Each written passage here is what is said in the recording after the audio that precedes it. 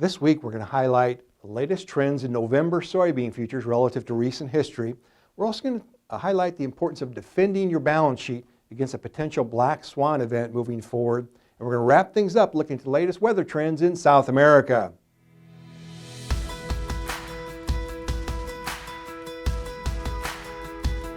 Hi, this is Brian Basting with Advanced Trading. Let's talk about the soybean market. We've moved into the last week in January here, and the soybean market remains historically volatile. Let's start out this week looking at trends in November soybean futures. We've looked at this slide before, but it bears repeating here with November 22 soybean futures trading near $13.20 a bushel. That's the highest price for late January since 2011.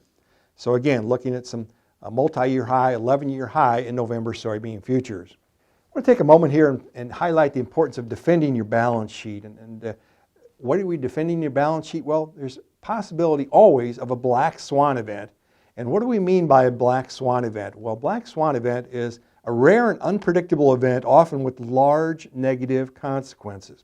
What are some possible examples of black swan events in 2022?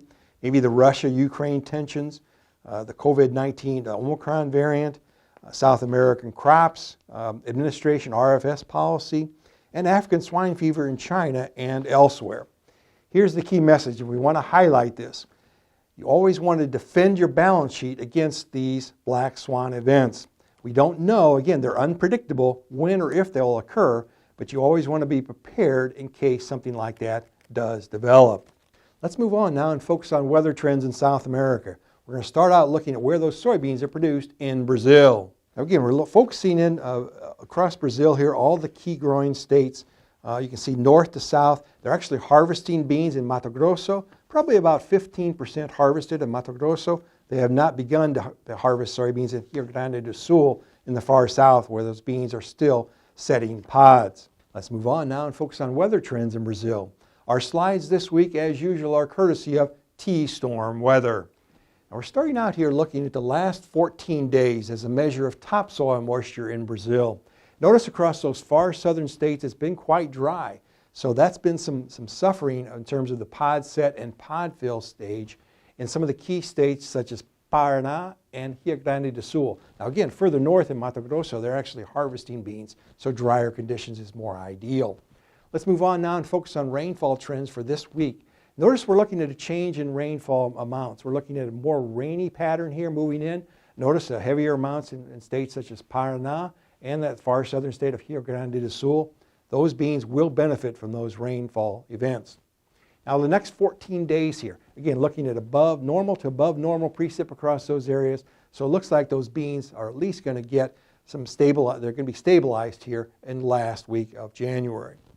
Let's move on now and focus on where those soybeans are produced in Argentina. And when we look at Argentina here, we're focusing on three provinces. We're focusing on Buenos Aires, Cordoba, and Santa Fe. And notice that accounts for roughly 80% of the beans produced in Argentina. Let's move on now and look at the weather trends in Argentina. Now again, we talked last week about that rainfall potential in Argentina. It's certainly developed. This is the last 14 days. Measure of topsoil moisture. Notice those heavy green areas across those provinces. That has bought that crop some time, if you will, across Argentina. Now looking at this week, it is going to dry out as the week progresses. We talked about the rain in Brazil. As we move further south into Argentina, it's going to dry out. But it'll still be important as we move into February as more of those beans set pods and fill pods. So let's look at the next 14 days. The next 14 days, it is drying out once again in Argentina. So here's the key message. This will remain a weather market in Argentina all the way through February, particularly for double crop soybeans. You might stretch that into the first part of March. So we'll continue to closely watch weather trends in South America. Now, if you'd like more information, please feel free to contact us at 800-664-2321. We'll put you in contact with one of our risk management consultants and be happy to visit with you at your convenience. And remember, we upload every Wednesday. Make sure to subscribe to our channel to never miss an upload. Thanks a lot. Have a good week.